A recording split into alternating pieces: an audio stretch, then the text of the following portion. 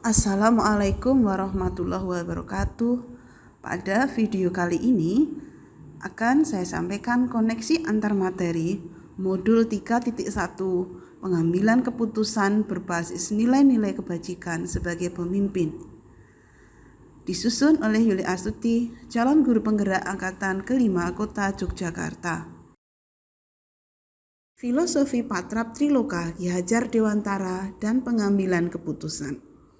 Ibu bapak yang hebat, Ki Hajar Dewantara memiliki patrap triloka yang terdiri dari Ing Ngarso Sung Tulodo, Ing Madya Maun Karso, Tut Wuri Handayani. Makna Ing Ngarso Sung Tulodo berarti di depan memberikan contoh dan teladan. Dalam hal ini seorang guru di dalam mengambil keputusan hendaknya benar-benar didasari oleh pertimbangan-pertimbangan yang akan dijadikan teladan oleh murid-murid, baik di dalam kelas ataupun di luar kelas, ataupun di dalam lingkup sekolah. Makna Ing Madya Mangun Karso berarti keputusan yang diambil oleh guru hendaknya menjadi pemicu semangat, pemicu kemauan ataupun karsa bagi murid-murid. Sedangkan Tut Wuri Handayani dimaknai bahwa dari belakang seorang guru harus memberikan dorongan dan dukungan.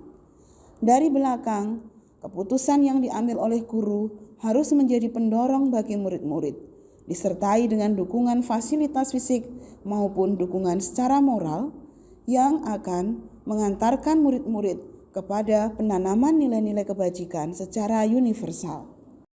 Pengaruh nilai-nilai dan prinsip pengambilan keputusan adalah bahwa seorang guru harus melandasi dirinya dengan nilai-nilai yang baik dalam bertingkah laku dan mengambil keputusan. Guru sebagai pemimpin pembelajaran tidak boleh kehilangan idealismenya dan tidak boleh mendasarkan keputusan yang diambil berdasarkan kepentingan pribadi guru tersebut. Jadi, guru harus menjaga nilai-nilai keutamaan seperti nilai kejujuran dan nilai kebajikan lainnya.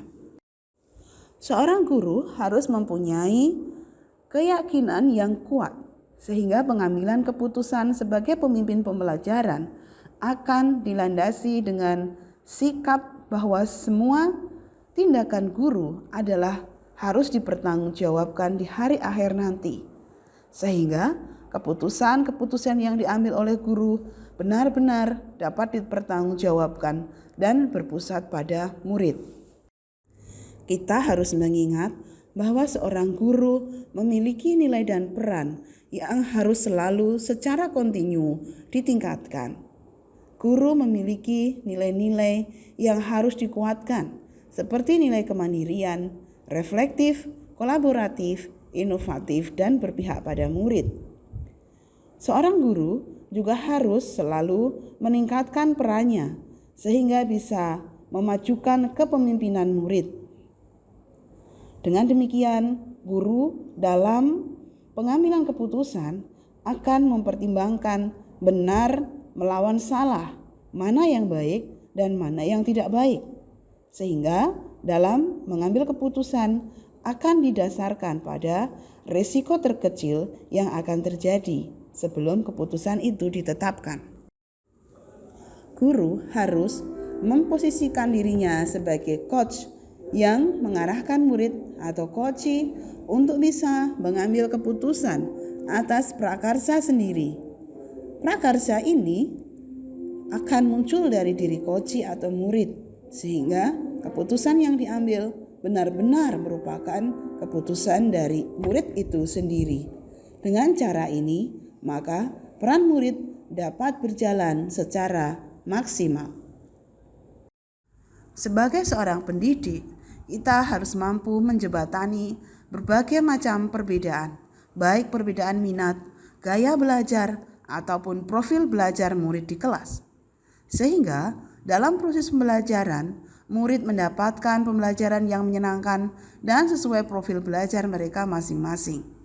Untuk itu, diperlukan pengambilan keputusan yang tepat agar seluruh kepentingan murid dapat terakomodir dengan baik.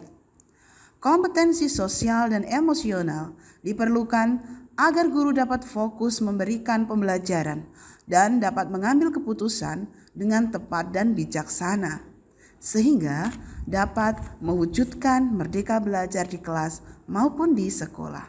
Bagaimana pembahasan studi kasus yang fokus pada masalah moral atau etika kembali kepada nilai-nilai yang dianut oleh seorang pendidik? Baik, keberpihakan dan mengutamakan kepentingan murid dapat tercipta dari tangan pendidik yang mampu membuat solusi tepat dari setiap permasalahan yang terjadi. Pendidik yang mampu melihat permasalahan dari berbagai kacamata dan pendidik dengan tepat mampu membedakan apakah permasalahan yang dihadapi termasuk dilema etika ataukah bujukan moral. Seorang pendidik ketika dihadapkan dengan kasus-kasus yang fokus terhadap masalah moral dan etika, baik secara sadar ataupun tidak, akan terpengaruh oleh nilai-nilai yang dianutnya. Nilai-nilai yang dianutnya itu akan mempengaruhi dirinya dalam mengambil sebuah keputusan. Jika nilai-nilai yang dianut adalah nilai-nilai positif, maka keputusan yang diambil akan tepat, benar, dan dapat dipertanggungjawabkan. Dan begitu pun sebaliknya, jika nilai-nilai yang dianut tidak sesuai dengan kaidah moral, agama, dan norma, maka keputusan yang diambilnya lebih cenderung hanya benar secara pribadi dan tidak sesuai dengan harapan banyak pihak.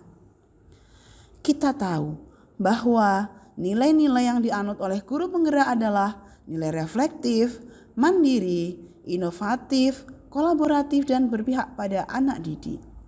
Nilai tersebut harus mendorong guru untuk menentukan keputusan dan menyelesaikan masalah-masalah moral dan etika sehingga tepat sasaran.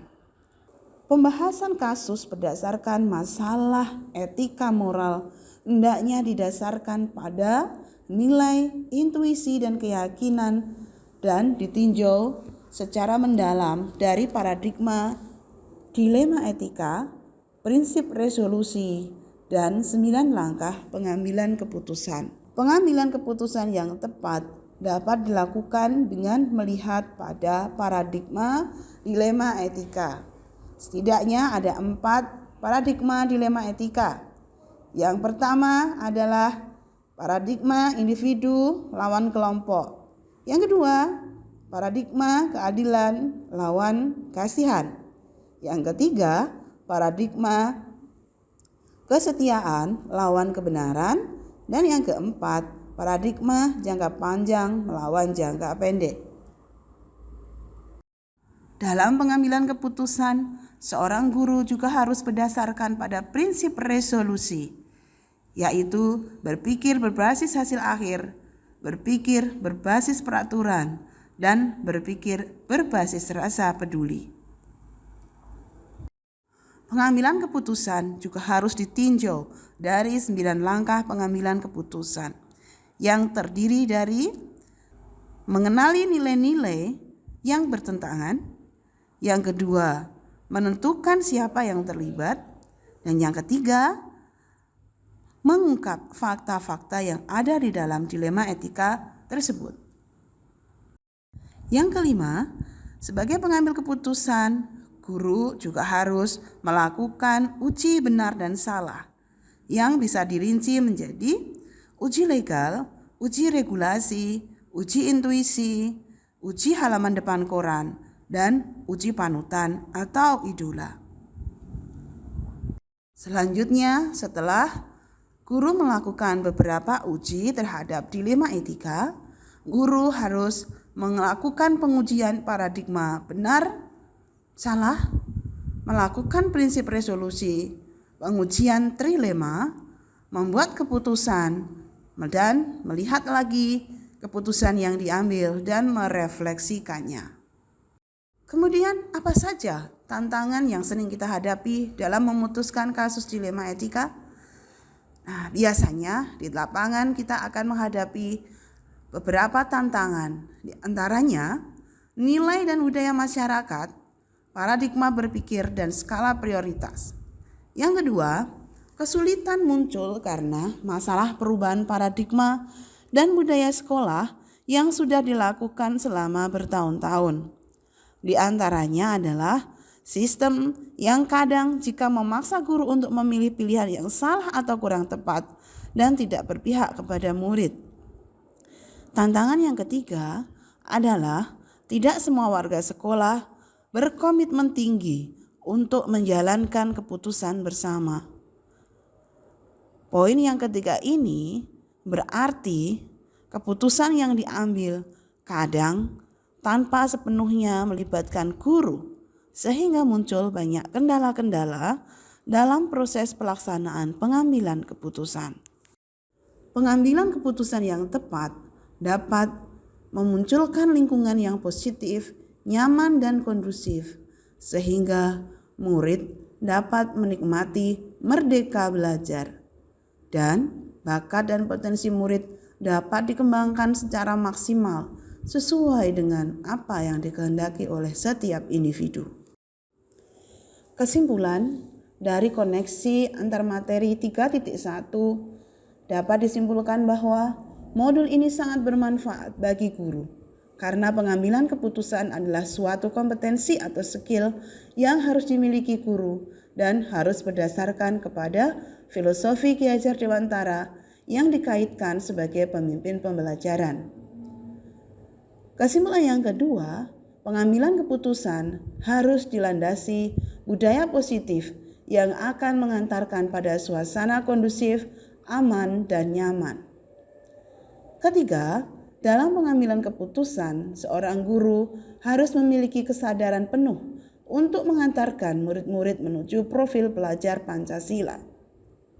Dan yang keempat, yang bisa saya simpulkan dari modul ini adalah dalam membentuk karakter profil pelajar Pancasila, kadang di tengah jalan kita akan menghadapi berbagai dilema etika yang harus kita uji dengan 9 langkah pengujian keputusan. Dengan demikian, keputusan tersebut betul-betul berpihak pada murid sehingga terwujud merdeka belajar. Bapak, Ibu, guru yang hebat di seluruh Indonesia, demikian tadi hasil koneksi antar materi modul 3.1. Semoga bermanfaat dan bisa memajukan pendidikan Indonesia. Salam guru penggerak, tergerak, bergerak, menggerakkan. Assalamualaikum warahmatullahi wabarakatuh.